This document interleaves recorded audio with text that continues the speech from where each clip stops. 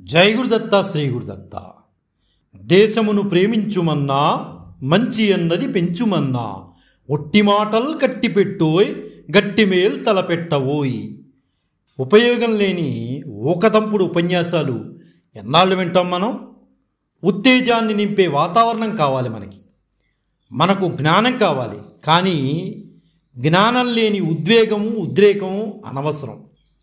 నిజానికి సంగీత సాహిత్యాలు రెండూ ఉద్ధరించడం కోసమే పుట్టేయండి. ఆ ప్రయోజనం లేకపోతే ఆ రెండు కూడా నిరర్ధకమే. పనికి మాలిన మాటలు వంత మాట్లాడటం కన్నా జ్ఞానంతో కూడిన ఒక్కో మాట ఒక్కో చురకత్తిలాగా ప్రజల గుండెల్ని తాకాలి, మనస్సు కరిగిపోవాలి, మైమరిచిపోవాలి. 10 మందికి ఉపయోగపడని బ్రతుకు ఏపాటిదనే భావం ప్రజల్లోంచి పుట్టాలి. దేశభక్తి ప్రచోదిత భావాలు తరంగాల్లాగా ఒక్కోసారి ఉవ్వెత్తున ఎగిసిపడాలి. జనజీవనంలో ఒక భాగమై నిత్య పూజా విధానంలో చేరిపోవాలివి. అప్పుడే జాతికి మనుగడనేది ఉంటుంది. పాటకు పద్యానికి మాటకి కూడా అప్పుడే ప్రయోజనం. జనసుఖం జనహితం కోరని పాట పాడితే ఏమి, పాడకపోతే ఏంటి, మాట్లాడితే ఏంటి, మాట్లాడకపోతే ఏంటి?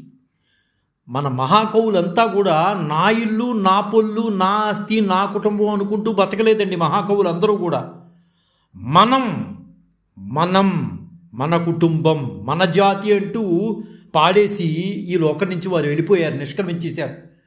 అందరికీ పాటలే రావాల్సిన అవసరం లేదండి. వాళ్ళు మహాకవులు కాబట్టి పాటలు పాడారు అనుకోకల్లా. అందరికీ పాటలు రావాల్సిన అవసరం లేదు. అందరూ ఉపన్యాసకులు అవ్వాల్సిన పని కూడా లేదు. ఉపన్యాసకుడు కాబట్టి చక్కగా ఉపన్యాసం ఇస్తున్నాడు అనుకోద్దు. అందరూ ఉపన్యాసకులు కాలేరు, అందరూ పాటలు పాడేవారు కాలేరు. కనీసం మనం పుట్టిన ఈ భూమికి మన జ్ఞానంతో ఏం చేయగలుగుతున్నామని ఒక్కమారు స్వచ్ఛందంగా అందరూ ఆత్మపరిశీలన చేసుకుంటే కొద్ది మంది మాత్రమే ఆ ఆత్మపరిశీలనలో నిలుస్తారు. ఆ కొద్ది మందిలో ఒకరిగా ఆయన విజ్ఞానంతో అంతరిక్ష పరిశోధనలో భారతదేశ ఔన్నత్యాన్ని ప్రపంచ నలుమూలలా చాటి చెప్పిన వారిగా, దేశం గర్వపడేలాగా చేసిన మహానుభావుడిగా, భారతదేశపు భౌతిక శాస్త్రవేత్తగా, అంతరిక్ష పితామహుడుగా మన్ననలు పొంది తమ జ్ఞానాన్ని దేశానికి ఉపయోగపడే విధంగా మలుచుకున్న విజ్ఞాన తేజోవంతుడు నేటి మన ప్రాతస్మరణీయులు విక్రమ్ సారాభాయ్ గారు. ఈయన భౌతిక శాస్త్రవేత్తల్లో గొప్ప ప్రావీణ్యత పొందినవారండి. ఈయన అంతరిక్ష పరిశోధన వ్యవస్థను స్థాపించారు ఈ మహానుభావుడు. ఇప్పుడు ఆజాదీ కా అమృత మహోత్సవంలో భాగంగా దేశం గర్వింపదగ్గ వీరుల గురించి ఎంతో కొంత మనం తెలుసుకోవడానికి ప్రయత్నాలు చేస్తున్నాం. అది పేపర్ల ద్వారా అవ్వచ్చు, print media and electronic media ద్వారా కూడా మనం తెలుసుకుంటున్నాం. అంతరిక్ష జ్ఞానంలో వీరుడుగా వాసికెక్కిన విక్రమ్ సారాభాయ్ గారి జయంతి సందర్భంగా వారికి నివాళులర్పిస్తూ వారి జీవిత విశేషాలను ఈ ఆజాదీ కా అమృత్ మహోత్సవ్ సందర్భంగా తెలుసుకోవడానికి మనం ప్రయత్నం చేద్దాం. అహ్మదాబాదులోని బట్టల మిల్లు యజమాని ఒకరు ఉండేవారండి. ఆయన చాలా గొప్పవాడు. ఆయన పేరు ఏంటంటే అంబాలాల్ సారాభాయ్. ఈ అంబాలాల్ సారాభాయ్ గారి ఇంట్లో 1919 ఆగస్టు 12 అంటే సరిగ్గా ఇదే రోజు ఒక మగ పిల్లవాడు పుట్టాడు. అతన్ని చూడ్డానికి వచ్చిన వారందరి కళ్ళు కూడా ఆ బిడ్డ చెవులు మీదకి వెళ్ళిపోయాయి. ఆ బిడ్డను చూడటానికి అంటే ఉన్నత కుటుంబంలో పుట్టినవాడు అంబాలాల్ సారాభాయ్ గారు, చాలా ఉన్నతుడు. ఆ కుటుంబంలో పుట్టాడు కాబట్టి, మగ సంతానం పుట్టింది కాబట్టి చూడటానికి వచ్చారు అందరూ. ఆ చూసిన వాళ్ళందరి కళ్ళు కూడా ఆ బిడ్డ చెవుల మీదకి వెళ్ళిపోయాయి. ఎందువల్ల వెళ్ళాయంటే ఆ చెవులు చాలా పెద్దవిగా ఉన్నాయి. ఎప్పుడైతే చెవులు పెద్దవిగా ఉన్నాయంటే ఎవరి ఉపమానాలు వాళ్ళవి, వెంటనే పోలికలు ఉంటాయి కదా, పోల్చేస్తాం కదా. అలాగా చాలామంది వచ్చిన వాళ్ళందరూ కూడా అప్పట్లో గాంధీ గారి చెవులు అలా ఉండేవి. వాటిని చూసిన వాళ్ళందరూ అరే మళ్ళీ మీ ఇంట్లో గాంధీ పుట్టాడే, భలే ఉన్నాయి చెవులు, గాంధీ చెవుల్లాగా ఉన్నాయి అని కొంతమంది అన్నారు. కొంతమంది భలే ఉన్నాయండి, చాట అంత ఉన్నాయి, ఏనుగు చెవుల్లాగా ఉన్నాయి అని కొంతమంది. అంబాలాల్ గారి సన్నిహితులు అయితే కొందరైతే సరదాగా తమలపాకుల్లాగా ఉన్నాయండి, నాగవల్లిలాగా ఉంది, చెవులు మాత్రం తమలపాకుల్లాగా ఉన్నాయి అనేవారు. మరికొంతమంది ఏమండోయ్ మీ కుర్రాడి యొక్క చెవులని కిళ్ళిల్లాగా మడిచేసుకుని తినేయచ్చు, అంత బాగున్నాయి చెవులు అన్నారు. ఏది ఏమైనానండి, చెవులు విశాలంగా చాటల్లాగా పుట్టిన వారికి డబ్బు మాట పక్కన పెట్టండి, పేరు ప్రఖ్యాతులు మాత్రం అద్భుతంగా ఉంటాయి. ఇది మన సంప్రదాయంలో మనకు వినిపిస్తున్నటువంటి మాట. ఖచ్చితంగా చెవులు పెద్దగా వచ్చిన వాళ్ళకి పేరు ప్రఖ్యాతులు మాత్రం ఎక్కువగా ఉంటాయండి. ఒక దశ దాటిన తర్వాత వారి పేరు ప్రఖ్యాతులు అమోఘంగా పైకి వెళ్ళిపోతాయి. అంత పెద్ద చెవులతో పుట్టాడైనా. ఆ అబ్బాయికి విక్రమ్ అంబాలాల్ సారాభాయ్ అనే పేరు పెట్టారు. ఆ పెద్ద చెవులు కలిగినటువంటి వ్యక్తి పేరు, ఆ అబ్బాయి పేరు విక్రమ్ అంబాలాల్ సారాభాయ్. అంటే మన నేటి ప్రాతస్మరణీయుడి గురించి మనం మాట్లాడుకుంటున్నాం. అయితే అప్పట్లో అహ్మదాబాదులో సారాభాయ్ ఇంట్లో భారతదేశంలో ప్రముఖ మేధావులందరూ, అంటే ఆయన గొప్పవాడు కదా, వాళ్ళ నాన్నగారు శాస్త్రవేత్తలందరూ కూడా బస చేస్తూ ఉండేవారు.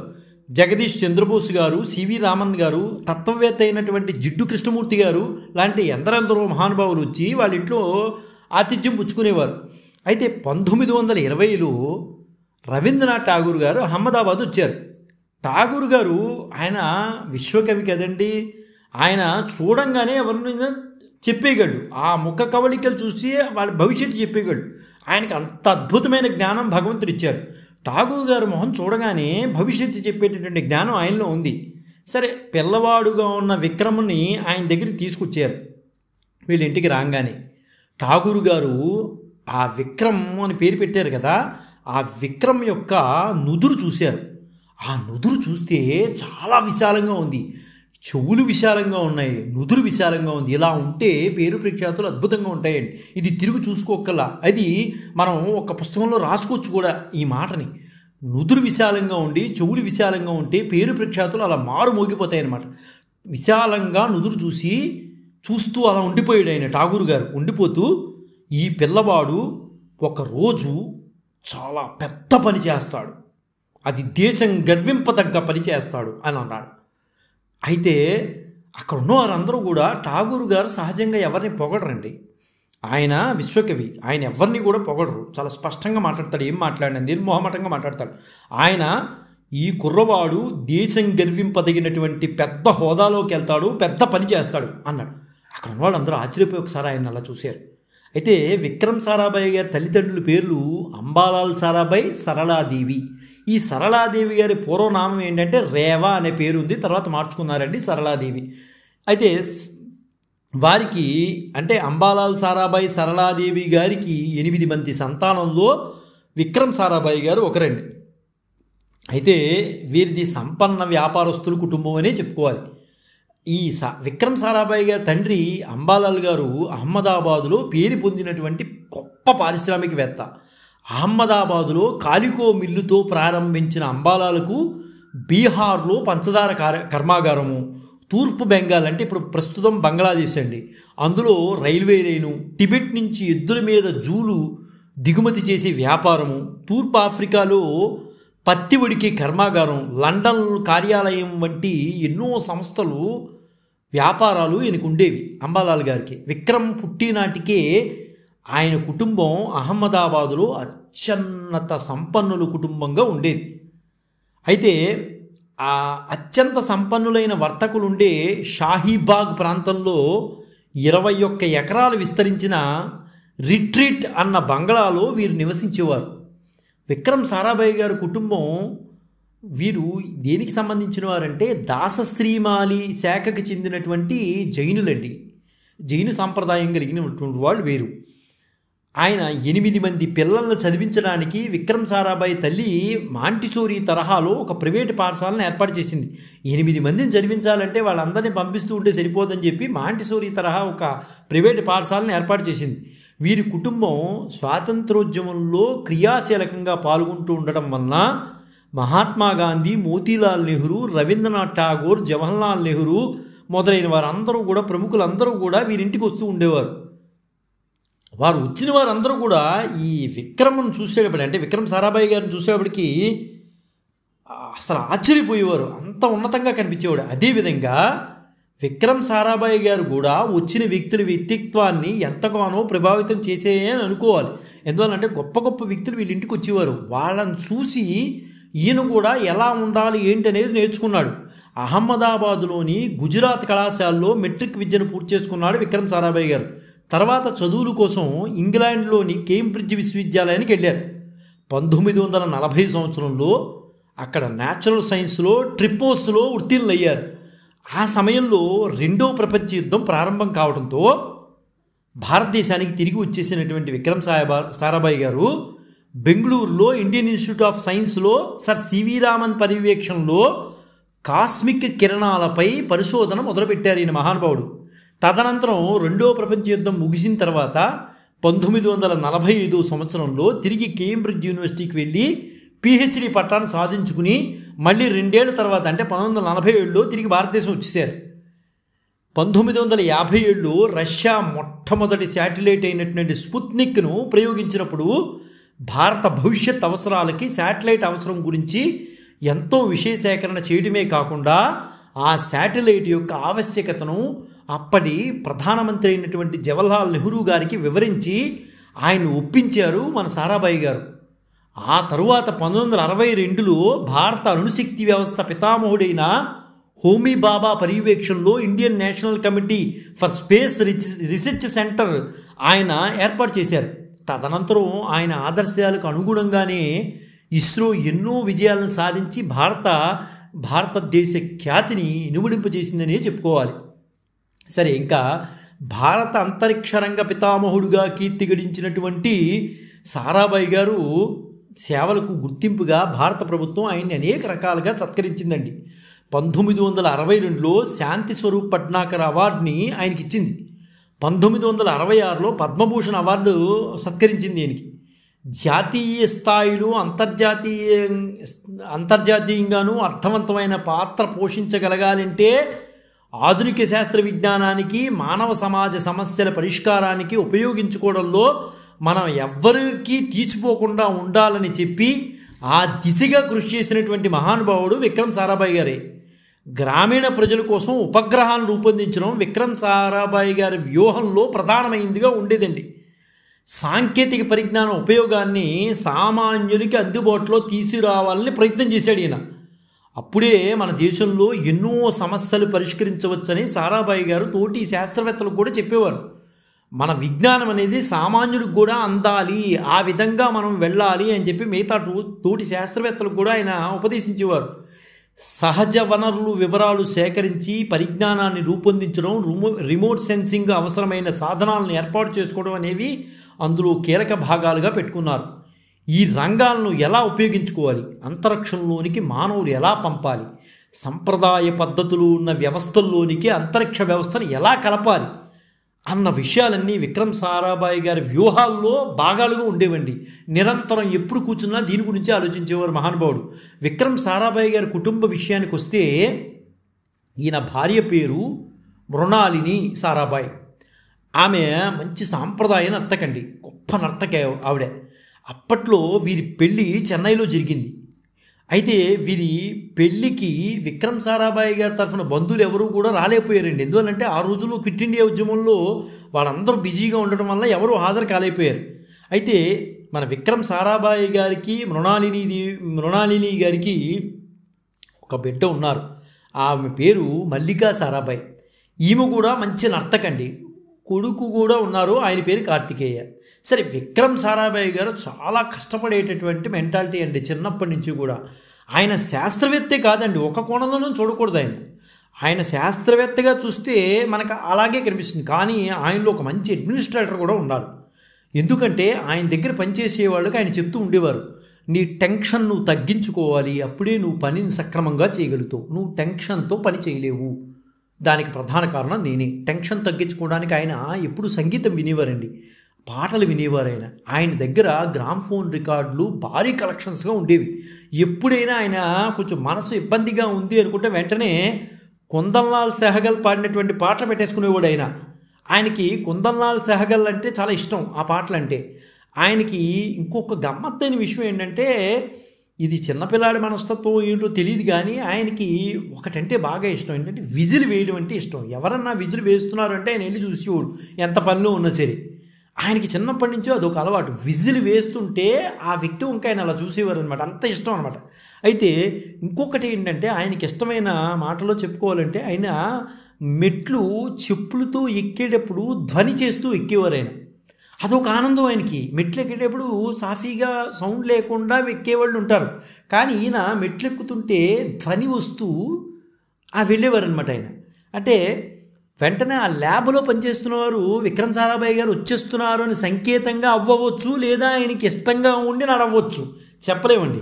ఇది ఆయన చాలా టెక్నిక్ అవలంబించేవారు. ల్యాబ్లో ఉన్నవారు బాబోయ్ వచ్చేస్తున్నాడు విక్రమ్ సారాభాయ్ గారు అని చెప్పడానికి సంకేతం అవ్వచ్చు. బహుశా ఆయనకి మెట్లు ఎక్కడం ఇష్టం అని మనకి తెలుస్తుంది కాబట్టి ఇది ఒక మార్గం కూడా మనం అనుకోవచ్చు. విక్రమ్ సారాభాయ్ గారికి శాస్త్రీయ, వెస్ట్రన్, భారతీయ సంగీతం అంటే బాగా ఇష్టం అండి. ఠాగూర్, సెహగల్ పాటలు అంటే ఆయనకి బాగా ఇష్టం. విక్రమ్ సారాభాయ్ గారు తన బరువు పెరగకుండా జాగ్రత్తలు చూసుకునేవాడు అండి. ఆయన అయితే సన్నగానే ఉండేవాడు, బరువు పెరగకుండా చూసుకునేవాడు. ఉదయం లేవగానే సూర్య నమస్కారాలు చేసేవాడు అండి మహానుభావుడు. అవకాశం దొరికినప్పుడల్లా ఈత కొట్టేవాడు. ముఖ్యంగా ఏంటంటే ఈత కొట్టడం వల్ల శరీరంలో చాలా వ్యవస్థల్లో మార్పులు కనిపిస్తాయండి, అందువల్ల ఈత కొట్టేవాడు ఆయన. పెరుగు, ఊరకాయ, అప్పడం, సలాడ్లతో పాటు ఆయన ఒక్క చపాతీయే తినేవాడు. అప్పుడప్పుడు ఆయన వేరే వాళ్ళ ప్లేట్లోంచి ఒక ముద్ద తీసుకుని తింటూ ఒక మాట అనేవాడు, ఇది నా ప్లేట్లోది కాదు, అందుకు నాకేం కెలరీలు ఏం పెరగవు అనేవాడు. నా ప్లేట్లోది నేను తింటే నాకు పెరుగుతాయి, పక్కాడి ప్లేట్లో తింటే నాకెందుకు పెరుగుతాయి అనేవాడు ఆయన. అంత చక్కగా, అంత సందర్భోచితంగా కూడా మాట్లాడేవాడు అండి. ఆశ్చర్యచతురత కూడా ఆయనలో ఉంది. ఆయనకి చెప్పుకోవాలంటే ఆయన మంచి ఫుడీ అంటారు, అంటే భోజన ప్రియుడండి. కానీ ఎప్పుడు గమ్మత్తైన విషయం ఏంటంటే ఆయన ఎంత భోజన ప్రియుడు అయినప్పటికీ కూడా ఆయన ఎప్పుడు తన బరువు పెరగకుండా చూసుకునేవాడు. అంటే ఎక్సర్సైజులు బాగా చేసేవాడు అండి ఆయన. ఎప్పుడు సన్నగా ఫిట్గా ఉండడానికి ప్రయత్నించేవాడు ఆయన. ఆయనకి కొత్త రుచులు అంటే బాగా ఇష్టం. అయితే ఆయన భార్య గారు ఎవరైతే ఉన్నారో ఆమె పెళ్లికి ముందు పూర్తిగా మాంసాహారి, కానీ ఆమె శాకాహారిగా ఉన్నటువంటి విక్రమ్ సారాభాయ్ గారిని పెళ్లి చేసుకోవడంతో, ఆ పెళ్లి చేసుకోవడమే కాదండి శాకాహార రాష్ట్రానికి కూడా వచ్చేసారు ఆమె. అంటే అక్కడి నుంచి ఆమె లైఫ్లో మాంసాహారాన్ని వదిలేసుకున్నారనే చెప్పాలి. ఎందువల్లంటే విక్రమ్ సారాభాయ్ గారు పూర్తిగా శాకాహారి. విక్రమ్ సారాభాయ్ గారి ఆలోచనలన్నీ ఎలా ఉండేవి, విభిన్నంగా ఉండేవి. ఆయన చాలా ఓపెన్ థింకింగ్తో ఉండేవారు. ఎప్పుడు కూడా ఏ మాట అన్నా చెప్పాలంటే ఖచ్చితంగా చెప్పేసేవారు. నువ్వు బాధపడతావా లేదా అని కాదు, ఉన్న వ్యవస్థ చెడిపోకూడదు అనే పద్ధతిలో ఉండేవాడు ఆయన. ఆ ఆలోచనల పరిధి చాలా విశాలంగా ఉండేది, ఉన్నతంగా కూడా ఉండేదండి. ఏదో నీచంగా ఆలోచించేవాడు కాదు, ఉన్నతంగా ఆలోచించేవాడు ఏ విషయాన్నైనా సరే. ఆయన సంబంధాన్ని కూడా ఆయనకి ఏ విషయం అయినా సరే, ఏ రిలేషన్స్ అయినా సరే దాచేవాడు కాదు. ఎవరితో సంబంధాలు పెట్టుకున్నా ఆయన దాచేవాడు కాదు. కానీ ఆయన భార్యకు కూడా అటువంటి ప్రేమతత్వాన్నే పెంచేవాడు. అయితే ఇందులో ఒక చిన్న విషయం చెప్పుకోవాలి. ఈ విషయం ఏంటంటే వాళ్ళ అమ్మాయి ఎవరైతే ఉన్నారో మల్లికా సారాభాయ్ గారు ఒక ఇంటర్వ్యూలో ఒక విషయం చెప్పారు. ఏమని చెప్పారంటే, వాళ్ళ నాన్నగారికి అంటే మన విక్రమ్ సారాభాయ్ గారికి పెళ్ళి అయిన 25 ఏళ్ల తర్వాత కమలా చౌదరి అనే మహిళతో సంబంధం ఏర్పాటు చేసుకున్నారు ఆయన. కానీ ఆయన దాన్ని ఎప్పుడూ కూడా దాచాలన్న ప్రయత్నం చేయలేదండి. పెళ్ళి అయిపోయి పిల్లలు పుట్టినప్పటికీ కూడా ఒక మహిళతో సంబంధాన్ని పెట్టుకున్నారు. ఆమె పేరే కమలా చౌదరి. కానీ దాన్ని దాచి ఏదో ప్రయత్నం చేద్దామని చేయలేదు ఆయన. ఉన్నది చాలా స్పష్టంగా ఫెయిర్గా మాట్లాడేవాడు, ఓపెన్ థింకింగ్ ఆయన. దాని గురించి చెప్పిన ఆమె ఒక పత్రిక ఇంటర్వ్యూలో ఆమె చెప్పారన్నమాట, నాన్న కమలా చౌదరితో ఇన్వాల్వ్ అయ్యారు, అప్పుడు నేను చాలా బాధపడేదాన్ని, ఆయనతో చాలా వాదించేదాన్ని నేను. తర్వాత పెద్దయ్యాక తెలిసింది వారిద్దరి మధ్య ప్రేమ కలగడం సాధారణం అని నాకు తెలిసింది అని ఆమె ఒక ఇంటర్వ్యూలో చెప్పారు. అంటే కమలా చౌదరితో ఆయనకు ఉన్న సంబంధాన్ని మృణాలిని గారు కూడా, అంటే ఏంటి, ఈ సారాభాయ్ గారి భార్య గారు కూడా వ్యతిరేకించలేదు. ఆమె వారిద్దరి మధ్యకి కూడా, మృణాలిని గారు ఎప్పుడు కూడా వారిద్దరి మధ్యలో కూడా ఎప్పుడు రాలేదు, కనిపించలేదు కూడా అణుశక్తిని. అయితే గొప్ప విశేషం ఏంటంటే ఇందులో అక్కడ కమలా చౌదరి గారికి ఎంత ప్రేమ అయితే పంచారో మృణాలిని గారికి కూడా అంతే ప్రేమ పంచారు. ఆయన అణుశక్తిని శాంతి కోసమే ఉపయోగించాలని విక్రమ్ సారాభాయ్ గారు మొదటి నుంచి భావించేవారండి. India today editor Raj Chengappa తన వెపన్ ఆఫ్ పీస్ అనే పుస్తకంలో ఒక అద్భుతమైన విషయం రాశారండి. అదేంటంటే అణుబాంబు తయారీ విషయంలో విక్రమ్ సారాభాయ్, హోమీ బాబా అభిప్రాయాలు అసలు కలిసి కావు. ఇది అద్భుతంగా రాశారు ఆయన వెపన్ ఆఫ్ పీస్ అనే పుస్తకంలో. India today editor Raj Chengappa గారు ఈ విషయాన్ని పొందుపరిచారు. విక్రమ్ సారాభాయ్ గారికి, హోమీ బాబా గారికి అభిప్రాయాలు అసలు పొంతన కుదిరేవి కావు. బాబా చనిపోయిన 5 నెలలకి సారాభాయ్ అణుశక్తి కమిషన్ చీఫ్ పదవిని స్వీకరించినప్పుడు ఆయన మొదట భారత్ కొత్తగా ప్రారంభించిన అణుబాంబు కార్యక్రమాన్ని ముగించే సన్నాహాలు ప్రారంభించారు అని కూడా ఆయన రాసుకున్నారు. ఒక ఆయుధంగా అణుబాంబు ఎందుకు పనికిరాదని సారాభాయ్ భావించేవారు. ఆయన ఒక్కటే చెప్పేవారు, ఒక ఆయుధంగా అణుబాంబు ఎందుకు పనికిరాదని సారాభాయ్ గారు ఎప్పుడూ చెప్తూ ఉండేవారు. అణుబాంబు పట్ల సారాభాయ్ గారి ఉద్దేశాన్ని గ్రహించిన మొరార్జీ దేశాయ్ చాలా సంతోషించారండి. చాలా ఏళ్ల తర్వాత ఆయన ప్రధానమంత్రి అయినప్పుడు రాజా రామన్నతో సారాభాయ్ తెలివైన కుర్రాడు, ఆ పిచ్చి బాబా మొత్తం ప్రపంచాన్ని పేల్చేయాలనుకున్నాడు అన్నారు ఆయన. అణుబాంబు తయారు చేయడానికి చాలా తక్కువ వ్యయం అవుతుందని బాబా విక్రమ్తో వాదించినప్పుడు ఆయన, మీరు 2 గజాల గుడ్డ ధర ఎంతుంటుందిలే అని నన్ను అడగచ్చు, కానీ మగ్గాలు మిల్లులు లేకుండా ఆ 2 గజాల గుడ్డని తయారు చేయలేము కదా అన్నారు. అయితే ఒక్క విషయం మాత్రం ఇక్కడ గొప్పగా చెప్పుకోవాలండి. 1960లో అగ్రరాజ్యాల మధ్య ఆధిపత్య పోరాటానికి ఆలంబనగా నిలిచిన అంతరిక్ష కార్యక్రమాన్ని ఒక బడుగు దేశమైనటువంటి భారతదేశం చేపట్టడం బొత్తిగా అనూహ్యం. కానీ దాన్ని సుసాధ్యం చేయడమే కాక కమ్యూనికేషన్లు, వాతావరణ అంచనాలు, ఖనిజ నిక్షేపాలను కనుగొనడం వంటి శాంతియుత ప్రయోజనాలకు అంతరిక్ష కార్యక్రమాన్ని ఆయన నిర్దేశించడం శాస్త్రవేత్తగా ఆయనలోని ప్రగతిశీలతను చాటుతుంది. ఏదో యుద్ధాలు చేద్దామని కాదు, మనం డెవలప్ అవ్వాలి అనేవారు ఆయన. ఉపగ్రహ బోధనా టెలివిజన్ ప్రయోగంలో ఆయన 1975-76లో నాసా ఉపగ్రహం ద్వారా భారతదేశంలోని 2400 నిరుపేద గ్రామాలకు పాఠాలను ప్రసారం చేయించాడు మహానుభావుడు. చిరునవ్వు వేడని ముఖంతో రోజుకి 18-20 గంటల సేపు ఆయన గొప్పగా పనిచేసేవాడు. భారత మాజీ రాష్ట్రపతి, మిసైల్ మ్యాన్గా పేరు పొందినటువంటి పాపులర్ అయినటువంటి ఏపీజే అబ్దుల్ కలాం గారు కలాంకు విక్రమ్ సారాభాయ్ గారు గురువుగానే మనం మాట్లాడుకోవాలి. అంత గురుభావంతో ఉండేవారు అబ్దుల్ కలాం గారు. ఒకసారి మిమ్మల్ని ఢిల్లీలో కలవాలన్నట్లుగా సారాభాయ్ గారి నుంచి కలాం గారికి ఒక మెసేజ్ అందింది. అంటే ఈయన గురుభావంతో ఉండేవాడు కలాం గారు. వెంటనే కలాం గారు చాలా విమానాలు మారి ఢిల్లీ చేరుకున్నారు. సారాభాయ్ గారు ఆయన ఉదయం 3:30కి అపాయింట్మెంట్ ఇచ్చాడు. అసలు ఆయన అపాయింట్మెంట్ దొరకడమే కష్టం. మిమ్మల్ని కలవాలనుకుంటున్నాను అని చెప్పి తెల్లవారుజామున 3:30కి ఇచ్చాడు. కలాము తన ఆత్మకథలో రాసుకున్నారండి. ఇది ఉంది, ఎక్కడా కాదు, ఖచ్చితంగా వాస్తవాలే మనం మాట్లాడుకోవాలి. వింగ్స్ ఆఫ్ ఫైర్ అనే ఒక పుస్తకంలో ఆయన రాశారు, నేను అంత ఉదయం అశోకహాట్లో ఎలా వెళ్ళాలి అని నాకు కంగారుగా ఉంది. దాంతో నేను రాత్రంతా హోటల్ లాబీలోనే ఉండాలని అనుకున్నాను. ఆ హోటల్లో భోజనం చేస్తే నా జోబు ఖాళీ అయిపోతుంది. అందుకే నేను ఒక డాబాకి వెళ్ళి భోజనం చేశాను. రాత్రి 11 గంటలకు హోటల్ లాబీలో చేరుకున్నాను అని చెప్పారు మన అబ్దుల్ కలాం గారు. దాదాపు 3 గంటలప్పుడు అక్కడకు ఒక వ్యక్తి వచ్చి కూర్చున్నారు. ఆయన సూట్ వేసుకుని ఒక మెరిసే టై కట్టుకుని ఉన్నాడు. బూట్లు మెరిసిపోతున్నాయని. సరిగ్గా 3 గంటలకు మమ్మల్ని ఇద్దరిని సారాభాయ్ గదికి తీసుకెళ్లారు. ఆయన లోపలికి పిలిచి మమ్మల్ని ఒకరికొకరికి పరిచయం చేశారు. అంటే ఆ బూట్లు వేసుకున్న వ్యక్తికి ఈ కలాం గారికి పరిచయం చేశారు. కలాం అంతరిక్ష విభాగంలో నా సహచరుడు అని ఆయనకు గ్రూప్ కెప్టెన్ నారాయణ్ను ఎయిర్ ఫోర్స్ హెడ్ క్వార్టర్లో పనిచేస్తారని నాకు చెప్పారు. అంటే ఆ వేసుకుని వచ్చినటువంటి వ్యక్తి కెప్టెన్ నారాయణ్ గారు అనమాట.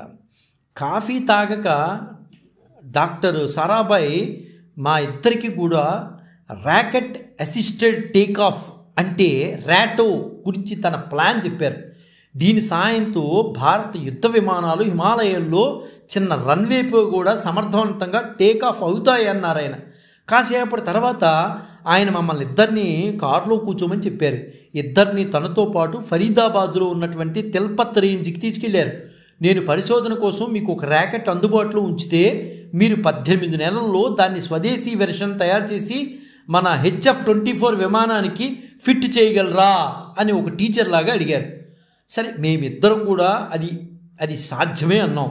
అది వినగానే ఆయన నరాలు ఉప్పొంగిపోయాయి. ఆయన తన కారులోనే మా ఇద్దరిని తిరిగి అశోక హోటల్లో తీసుకొచ్చారు. తర్వాత టిఫిన్ సమయంలో ప్రధానమంత్రిని కలవడానికి ఆయన ఇంటికి వెళ్ళారు అని కలాం గారు తన ఆత్మకథలో ఇవన్నీ రాసుకున్నారండి. వింగ్స్ ఆఫ్ ఫైర్లో రాసుకున్నారు. ఇందిరాగాంధీ గారు విక్రమ్ సారాభాయ్ గారికి చాలా విలువిచ్చేవారండి. అయితే ఆమె మొదటి పేరు పెట్టి పిలిచిన కొద్ది మందిలో ఆయన ఒకరు. విక్రమ్ పర్సనల్ సెక్రటరీ అయినటువంటి రామనాథ్ గారు దాని గురించి చెప్తూ ఉంటారండి.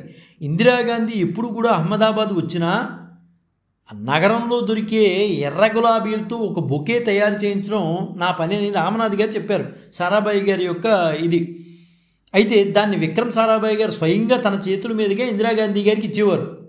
కానీ 1971 చివరిలో వారిది ఆ బంధం బీటలు బారినట్టు అనిపించిందని రామనాథ్ గారు అంటే విక్రమ్ సారాభాయ్ గారి యొక్క అసిస్టెంట్ చెప్పారనమాట. Raj Chengappa weapon of piece పుస్తకంలో దీని గురించి కూడా రాశారండి. భారత్ పాకిస్తాన్ యుద్ధానికి ముందు నవంబర్ చివరి వారంలో ఇందిరాగాంధీ సారాభాయ్ గారిని పిలిపించారు. ఆయనతో మీ నేతృత్వంలో ఒక అంతరిక్ష కమిటీ ఏర్పాటు చేయబోతున్నాను, అందుకే మీరు అణుశక్తి కమిషన్ చీఫ్ పదం వదిలేయండి అని ఇందిరాగాంధీ గారు స్పష్టంగా చెప్పారు. అప్పుడు సారాభాయ్ గారికి తనకు బలవంతంగా తొలగిస్తున్నట్లుగా భావించారు. అదేంటి, నన్ను ఒక చీఫ్ కమిషన్ పదవి నుంచి నన్ను తప్పించడం ఏంటి అని కొంచెం బాధపడ్డారు. ఇందిరాగాంధీకి తనపై నమ్మకం పోయిందని సారాభాయ్ గారు భావించారు. ఆమె మాత్రం ఇది నిజం కాదు, ఆమెకు మాత్రం అలా లేదు. కానీ ఈయన భావించారు, మీరు ఇలాగే పనిచేస్తూ ఉంటే మేము మిమ్మల్ని చాలా త్వరగా కోల్పోతాం అన్నాడు. మీరు ఇంత శ్రమించి పనిచేస్తున్నారు, ఇందిరాగాంధీ గారు చెప్పారు, మీరు ఇన్ని గంటలు పనిచేస్తున్నారు, అందువల్లనే మిమ్మల్ని తొలగించి వేరే దానికి ఇస్తాను మిమ్మల్ని, మీరు అన్యదా భావించొద్దు అని ఇందిరాగాంధీ గారు చెప్పారు. నైరాశ్యంతో ఆయన ఇందిరాగాంధీ ఆఫీస్ నుంచి బయటకు వచ్చేసారు. అంటే ఆయనకి అందులోనే పనిచేయాలని ఉంది, వేరే దాంట్లో కాదు. ఆయన సందర్భంగా రాజీనామా ఇవ్వాలని అనుకున్నారు. కానీ భారత పాకిస్తాన్ యుద్ధంతో అది కుదరలా. అక్కడ యుద్ధం జరుగుతున్నప్పుడు మనం చేయకూడదనే ఉద్దేశంతో అయిపోయాడు. 1971 డిసెంబర్ 30న విక్రమ్ సారాభాయ్ గారు త్రివేంద్రం దగ్గర ఉన్నటువంటి కోవలం బీచ్ గెస్ట్ హౌస్లో ఉన్నారు ఆయన. అయితే చాలా ఉదయం అంతా చాలా పనులతో ఉన్నాడండి ఆయన. ఉండిన తర్వాత ఆ మరుసటి రోజు ఉదయం నిద్ర లేకపోయాడు. ఆయన పడుకున్న గది తలుపులు తట్టారు, సార్ అని వర్కర్లు. కానీ తలుపులు ఎవరూ తీగపోయేసరికి 1 గంట ఆగి మళ్ళీ తలుపు తట్టారు. మళ్ళీ అదే పరిస్థితి, ఎవరూ లోపల నుంచి మాట్లాడాల. ఆయన ఉదయం సూర్య నమస్కారాలు చేసుకునేవాడు, ఎక్కడున్నా సరే ఆ తలంపు ఆ షెడ్యూల్ అలా ఉండేదండి. ఆయన లేకపోయేసరికి అక్కడ ఉన్నటువంటి వర్కర్లు మళ్ళీ తలుపు తట్టారు. ఇంకా ఆయన నుంచి రెస్పాన్స్ లేదు. సరే, లోపల ఇంకా తలుపులు విరగొట్టి లోపలికి వెళ్ళారు. లోపల దోమతెర ఉంది. ఆ దోమతెరలో ఆయన ప్రశాంతంగా పడుకున్నాడు. ఇదేంటి, ఇంత సమయం అయిపోతుందా, సూర్యోదయం అయిపోయి ఇంతసేపు అయింది, ఈయన పొద్దున్నే అందరికన్నా ముందు లేస్తాడు కదా, ఈయన లేవలేదేంటి అని అనుకున్నారు. కానీ ఆ దోమతెరలో ప్రశాంతంగా పడుకున్నాడు. ఆయన గుండెల మీద ఒక పుస్తకం ఉంది. డాక్టర్ ఆయన్ని పరీక్షించి ఒక్కసారి చూసి అక్కడ ఉన్నవారికి చెప్పారు, ఈయన 2 గంటలు, బహుశా 2 గంటల ముందే చనిపోయి ఉండవచ్చు అని చెప్పారు. అప్పటికి విక్రమ్ సారాభాయ్ గారి వయసు 52 ఏళ్ళండి. ఎంత ప్రశాంతంగా వాతావరణంలో నిద్రలోనే ప్రాణాలు వదిలేసినటువంటి మహోన్నతుడు మన విక్రమ్ సారాభాయ్ గారు. ఎంత దేశానికి ఆయన విజ్ఞానాన్ని ఎంతగా ఉపయోగించారో ఈ రోజున మనం దాన్ని ఉపయోగించుకుంటున్నాం.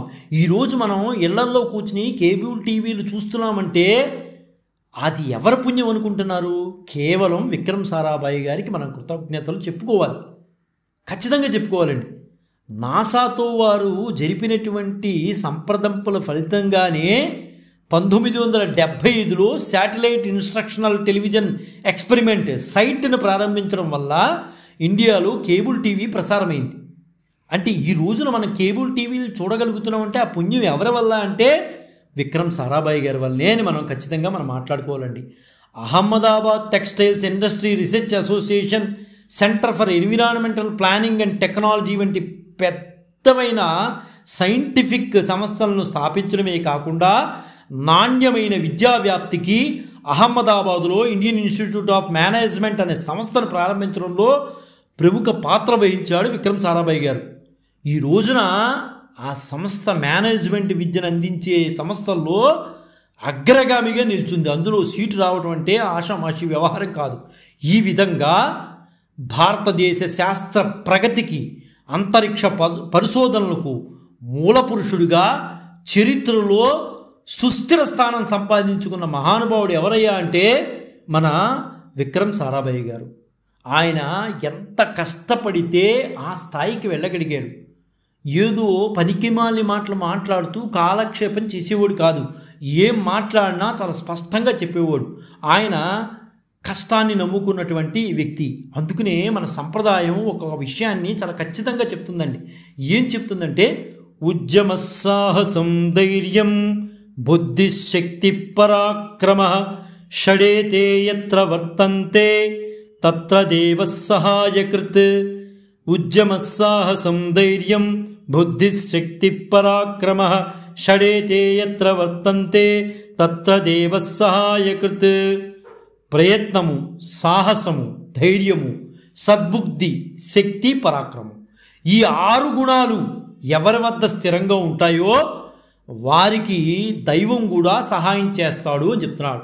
ఎంత చక్కగా చెప్తున్నాడంటే ఉద్యమ సాహసం ధైర్యం బుద్ధిశక్తి పరాక్రమ ఏతేషట్ ఎత్ర వర్తంతే తత్ర దేవ సహాయకృత్.